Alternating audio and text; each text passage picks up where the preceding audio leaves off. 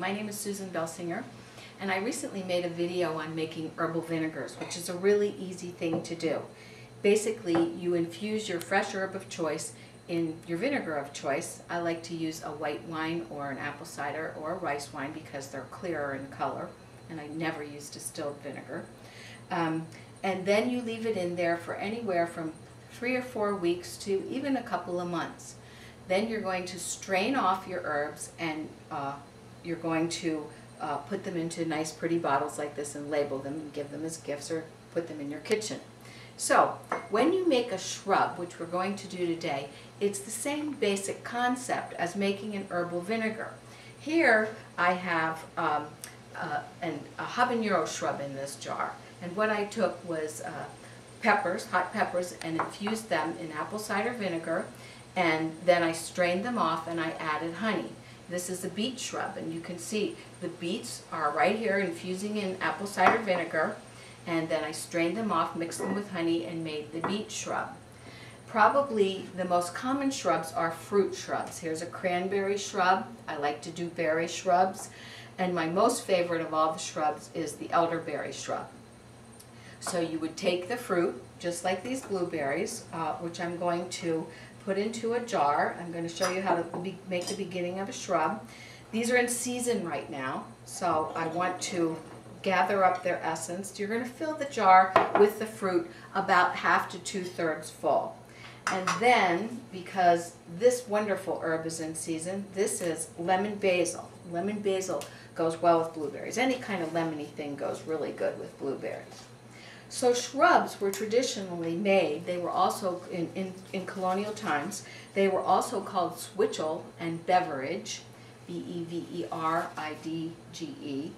And it was the way that they preserved fruit, because they didn't have canning, the process of canning back then, so they preserved it in apple cider vinegar, which was a byproduct from their farms.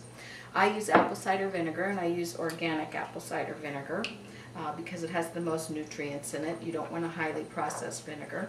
And I'm going to fill this jar, cover up my herbs and my fruit, and then I'm going to put on a lid. And you want to use a lid that is plastic. You can see that these are plastic lids here.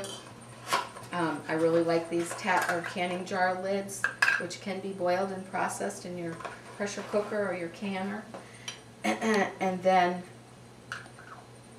you don't have to worry about the metal breaking down from the acid of the vinegar. I'm going to put that on tight, and I'm going to shake it. So this is herbs and fruit that are infused in apple cider vinegar, and I'm going to shake this every day. I put it in a place, and I hang little signs around the kitchen that say shake. Anyway, this is going to be in here for anywhere from a month to even 3 months, and I try to remember to shake it every day. It doesn't necessarily happen. And then what happens is I strain it off. And so I'm going to show you what you do after you strain it off. So here is habanero vinegar. I had this jar full of habaneros, and I strained it off, and I made my habanero shrub, and it's this easy to do. I'm going to put my shrub in here. It's not shrub yet. I'm going to put my vinegar in there, my flavored vinegar, whether it be fruit flavored or vegetable flavored or herb flavored, and I'm going to add an equal amount of honey. So this is about 1 cup of each. And then I'm going to grab my whisk and stir it. The honey, it takes a few minutes to stir around to get that thick honey to break down with the vinegar. Okay?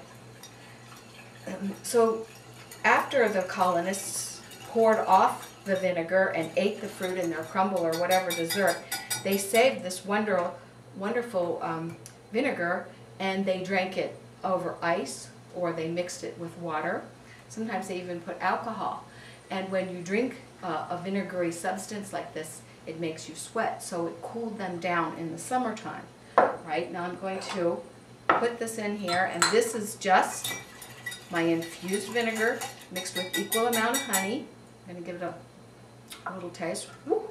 This is a really hot one. It's one of my favorite ones because it's so wonderful. You can use this in a vinaigrette for Mexican or spicy food. But what I mostly use this for is in the winter time for sore throats and colds. All right, so I'm going to go ahead and cap this and label it. And I've got a habanero shrub here. So one of my very favorite is the elderberry shrub.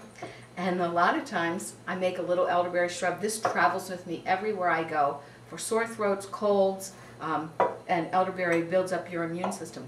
This one right here is elderberry mixed with the habanero shrub, which is a dynamite tasting one. It's really good for you with sore throat, cold, flu, anytime you feel any of that coming on, or just generally as a tonic. So I hope that you'll make some shrubs. Here's to your health.